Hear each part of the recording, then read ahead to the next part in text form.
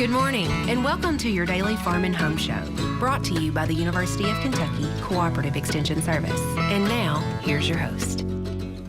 Good morning and welcome to your Farm and Home Show. My name is Joanna, and this morning we're visiting with Dr. Amanda Gumbert. She's with the University of Kentucky's Extension Water Quality Specialist there. Good morning, Amanda. Good morning, Joanna. Well, I'm glad we're here today because water is so important to our everyday lives. Absolutely. And you have a lot of tips for us about how to take care of our water. Right, so if we think about our Earth, and we have a nice little replica here of our globe, about 75% of the Earth is water.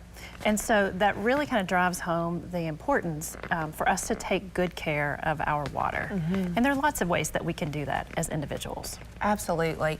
And you're going to talk specifically today about Watershed. Right. So if we think about our globe as kind of, one sphere, and 75% of it is water, but anywhere we are on the earth, on land, is part of a watershed. And a watershed is simply an area of land that drains to a common location.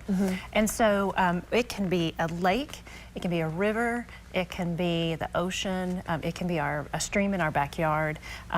Any water body, and I think we have an image of a lake, would any land that is around that area, when it rains, that water drains to that common location. And so we've got a picture of a lake here. You can kind of see that there's some algae in the lake. There's trees around the side of it. And so that algae, though, is an indication for us that maybe there's something a little bit off in the ecosystem, and that the water is potentially getting too much of a good thing. And in this case, when we see algae on ponds or in lakes, oftentimes we have too many nutrients that are getting into that water body. We think of nutrients as good things, right? Usually we're told to eat nutritious diets, but in terms of a water body, I'm talking about excess nitrogen or phosphorus. And those things can come from lawn fertilizers. It's spring, it's going to get warmer. And at some point, we may be thinking about putting lawn fertilizer out. In agricultural settings, we might use manure as a source of nutrients, or we also may use fertilizers. Even our pet waste has nutrients in it. And so these things, when it rains, all of these things that are potential contaminants can run off and get into our water bodies. So it's important for us to understand what we can do.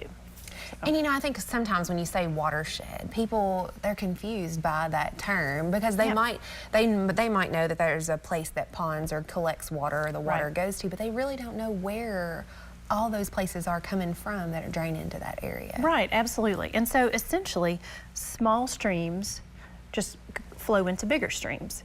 And so those bigger streams flow into maybe a river or a lake. And so all that land that's around that is what drains to that common location. If we think of the United States, the whole United States, about 40% of the middle of the United States drains to a common location. Most all of us know that that's the Gulf of Mexico. The Mississippi River flows into the Gulf of Mexico. But if we kind of walk backwards upstream, then we start to get toward Kentucky, and we know that we have major river basins in the state. It can be the Green River, it can be the Salt River, the Licking River, the Kentucky River. Those are all major basins. And so then we start to just get smaller and smaller. We've got another picture of a young boy. This is my little boy who's throwing rocks. His favorite pastime is throwing rocks in a creek behind my grandparents' house, and he calls that the river. And it's not very big, but to him it's big. And so these smaller streams just combine to make larger streams. And a lot of times when we think about it, we think that, the things that I do or, how I manage the property that I have around me, even if it's just an acre, can affect all the way down that chain that you're talking about. Yeah, absolutely. So it's just a little bit added. It's kind of like when we have a piggy bank and we save our pennies. You put one penny in and another penny in, and for after a week, a penny a day is not that much. But over time, it adds up. And so it's the same way with our watersheds, with our streams, rivers. Every little bit of contamination or pollution adds to a bigger problem. And I think of it in terms of, where does your drinking water come from? Sometimes we aren't close to a stream or river, but we all drink water. We all use water every day. And so thinking about where our drinking water is coming from, and then how that source of water could be affected by the surrounding land use. it starts to drive the point home a little bit. Absolutely. So I know that we have a lot of information about how we can better care for our water and contaminants and how to reduce those.